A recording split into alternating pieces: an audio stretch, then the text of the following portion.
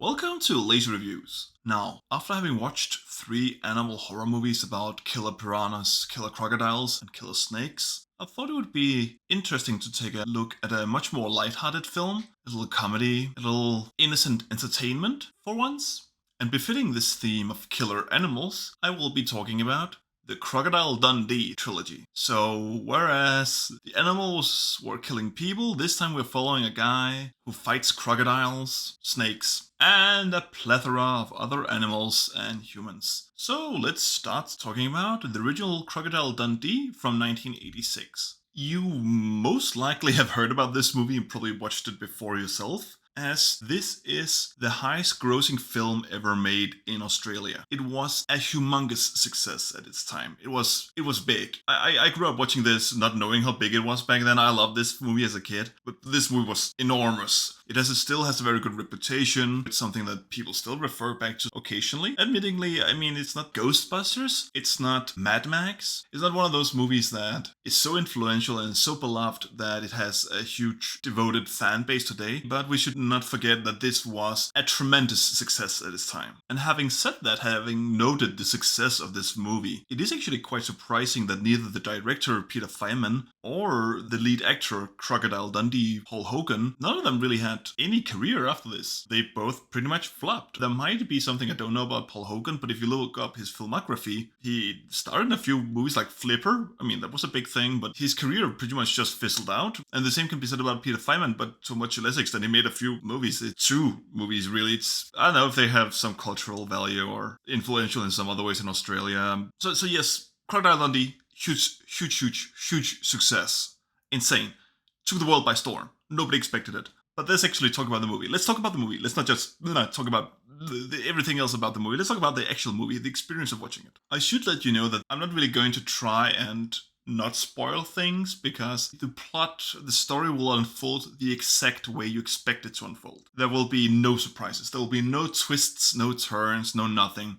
It is incredibly run-of-the-mill in terms of its plot devices, in terms of its script, in terms of just the story they're telling. The first film is a basic romantic story mixed with a fish out of water situation. And it works really well. Simple movies can be really good if you have the right premise. And this one does, because the movie starts with an American investigative reporter already in Australia hearing about this tale about a man having his leg bitten off by a crocodile, but then crawling to the nearest bar that's hundreds of kilometers away. She finds this elderly tour guide who elaborates on the tale. So they're in the outback, in the middle of nowhere, this bar.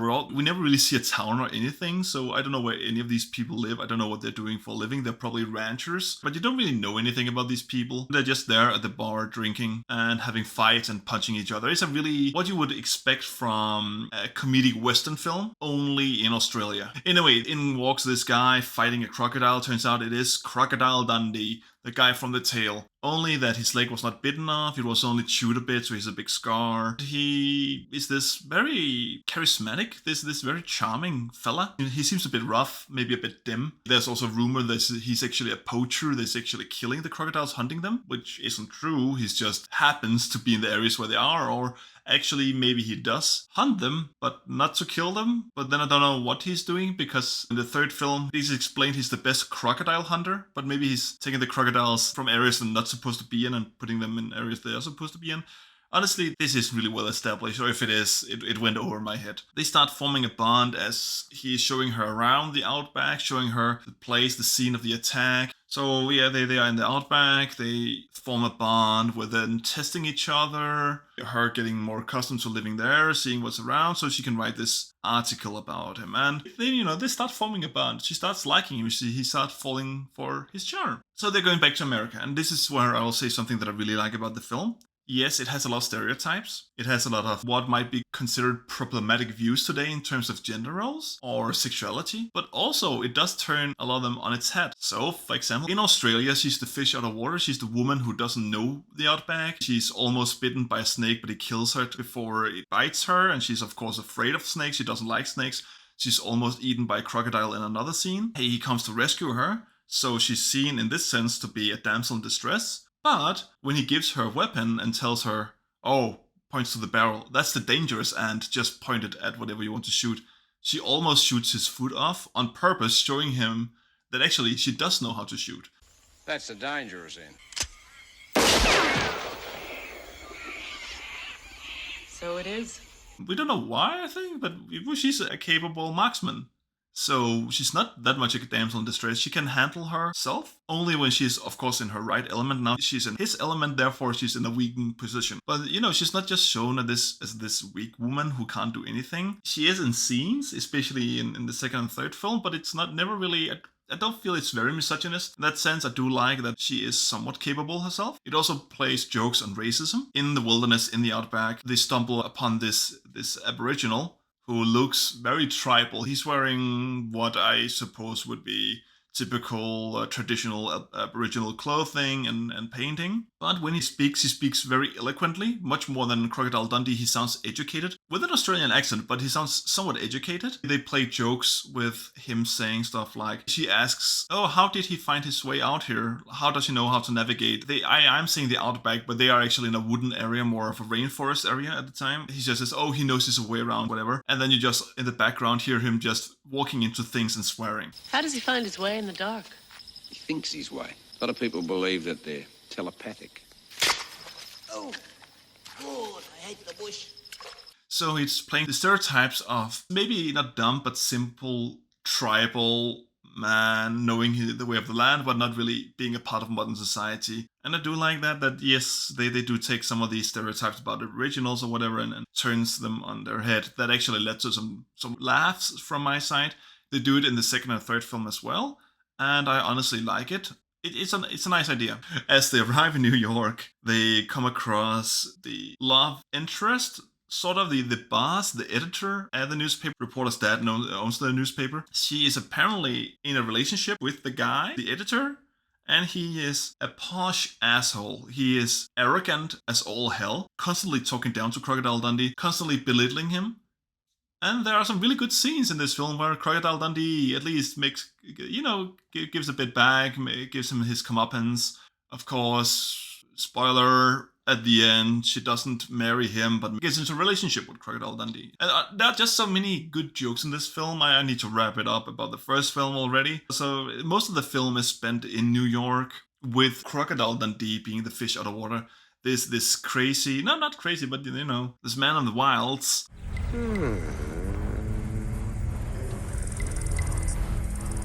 Who is suddenly in a big city and doesn't know how things work. It's the first time he's traveling. It's the first time he's in the big city. So, him going around, talking nicely to people. But yes, he's a fish out of water who ends up embarrassing himself and his peers, but also making a lot of friends, and a lot of people laugh at the banquets he's at in the streets. There's this really good scene where someone's trying to mock him.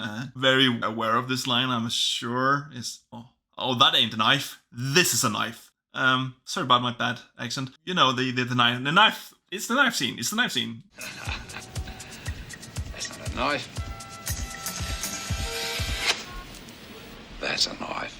That's what this movie is especially famous for. It just has a lot of good of those small scenes. And it just shows two people's worlds connecting, intermingling. This man, this simple man, he doesn't even know when he's born. He doesn't know his age. He doesn't wear a watch, but he can tell what time it is by looking at the sky. He has no sense of time, and he's just very simple, but also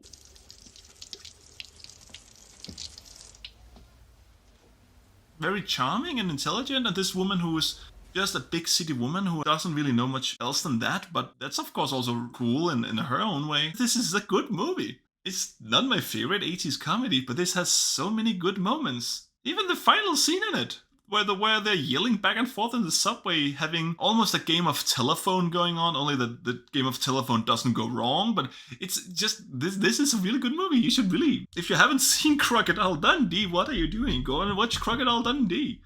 It's good. Maybe not great, but it's good. So, Crocodile Dundee II came out 2 years later in 1988, and we really didn't need this film. The first film is a perfect story with a beginning and an end. I would argue perfectly rounded. It has a very simple concept. The plot is exactly what you expect from it. It has a love story and it has a fish out of water situation. It's really just what you need. And that also makes it very difficult, I would argue, to make a really good sequel to that, because you need to add conflict. The first film really didn't have much conflict because the narrative wasn't really centered around conflict. The conflict was the fish out of water situation itself and the love story. That was all the conflict. But now that has been settled, and apparently someone wanted to make a sequel because it was such a success, how do you create the new conflict? Well, you bring in a Central American drug cartel. Because of course that's what Crocodile Dundee needed.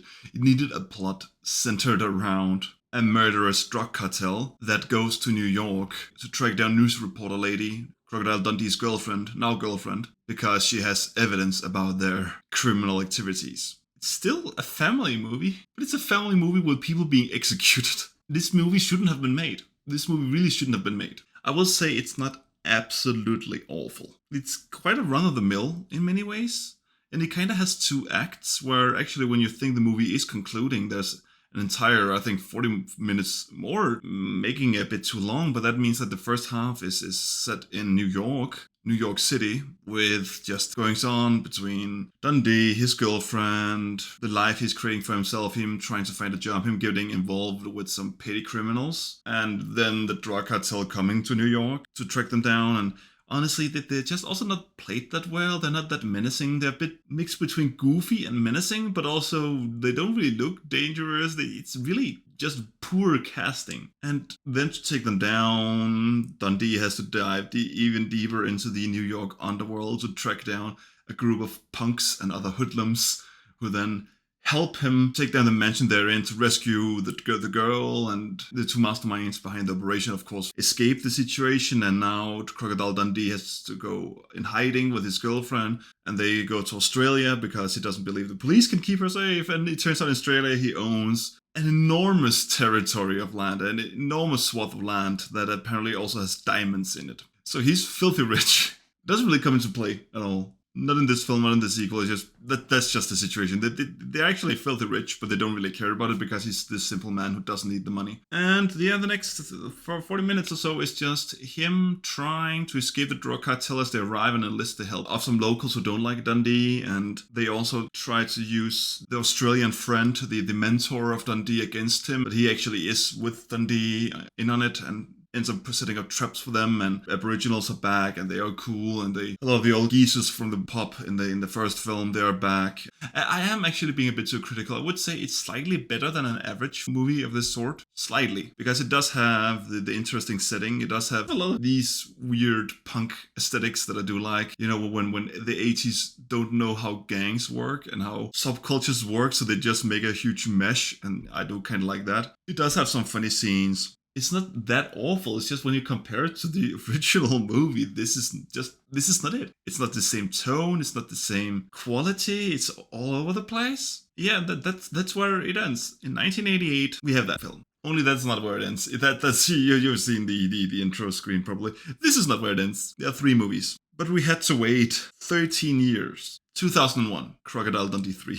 So whereas Crocodile Dundee II actually was quite a success, it made decent buck at the box office. As you might expect, Crocodile Dundee III didn't do that well. It didn't flop, but it certainly wasn't a success. And why did you need this movie? Did people ask for a movie? Another Crocodile Dundee film 15 years after the first one had been made? I don't think so. And this movie seems to be universally hated. It has 11% on Rotten Tomatoes. And I honestly don't think it's that bad. That might be a controversial opinion, but I think I might actually enjoy it more than the second film. I will say the concept for this film is absolutely awful. It is about Dundee, reporter girlfriend. I should have remembered her name by now, but too lazy to look it up. Reporter girlfriend. They now have a son. They're not married. They don't want to be married. They don't see a reason to be married. They have a son, and they are living their happy life in Australia. She is a successful reporter, publicist, whatever, something like that. And he's just doing nothing. I guess they do earn money from the diamond mine or something because they do live in a nice house. I think it's just being Crocodile Dundee. And for some reason, they go to Hollywood to live there for a little while. And yeah, it's another fish out of water situation. This time, Dundee is a bit more used to it. I don't know why Dundee is not more used to the situation. I understand why he's not used to the Hollywood lifestyle or the famous people he's in. They are not really in the great movie industry. They are getting involved in this B movie industry. Still, you know, there's this Hollywood essence to it, so of course I understand why he's not used to that, why he would feel uncomfortable with that. But I don't get why he's acting as weird as he is. There's one scene where he stops an entire highway to help a skunk. And I think actually maybe a reason for this is that now his son is there. And for the son, this is a fish out of water situation. The son is not used to this. The son is also used to people knowing him and knowing his father.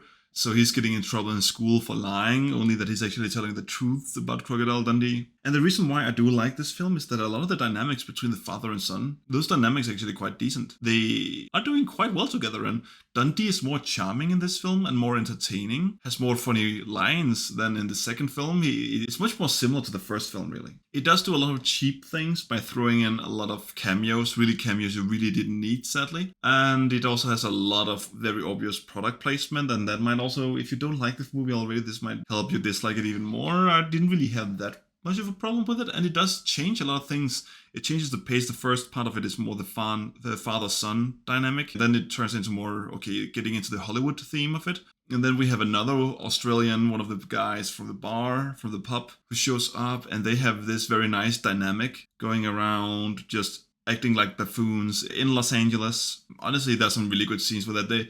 I don't know, maybe I shouldn't enjoy it that much, but there's a drive-through scene that's quite funny with them. I mean, they're just really lovable, and I do like that about it. Good evening, Wendy. There will be 4 of us dining in the car this evening.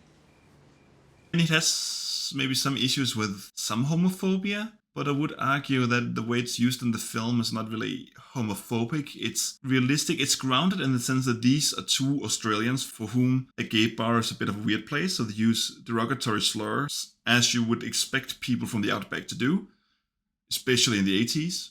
Well, no, this is 2001, but not much has improved in that, right?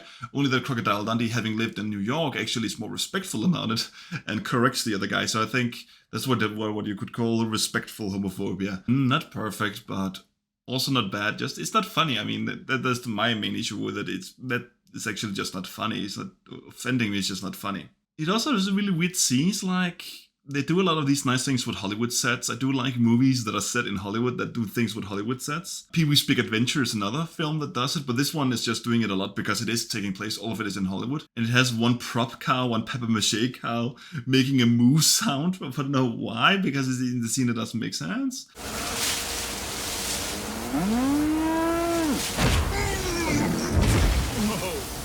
It's just a very Hollywood movie. It has some things that don't work that well about it, I guess. The main plot. Turns out that these B movies, the reason why they actually keep making them, the reason why they are still being financially viable despite flunking, is because they use them as a scheme to smuggle in art from Yugoslavia, from Serbia, from Belgrade. They use it to smuggle in art, pretend that it's props for the movie. That's how they get them into the US so they can sell it. It is actually quite a clever concept for the film. It has some really good scenes, actually. Again, I do like a lot of the dynamics. I don't know why people hate this movie this much.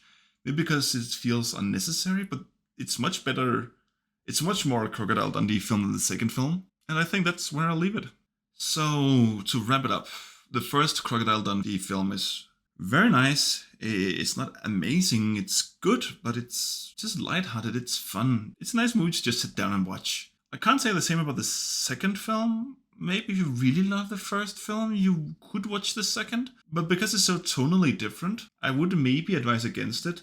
As I said, it's actually kind of above average movie in some regards, at least an above average wacky 80s family movie. But because it's a Dundee film, I do feel more let down than I would if it was just a movie in its own right, not linked to the original. And then finally, the third film, I actually like it. I wouldn't give it a high recommendation, but if you like the first Crocodile Dundee film, I don't know, maybe you should watch the third one. Maybe don't believe all the dislike before you're giving it a chance yourself. It has a lot of the charm and spark of the first film without ever reaching the same heights. It is fine. Yeah, I would say it's fine. Yeah, you can watch it. And yeah, that's it for me. If you like this, you can check out some of my other stuff. I don't know, watch my animal horror reviews. If you like more movies about guys fighting animals. And yeah, you can check out my Letterboxd at The Robot Quits. And I don't know, I can't really say subscribe because I'm probably not going to talk much about anything that reminds you of Crocodile Dundee. But if you, maybe you can watch my other stuff and then decide if you want to. Anyway, adieu, au revoir, auf Wiedersehen. and good night.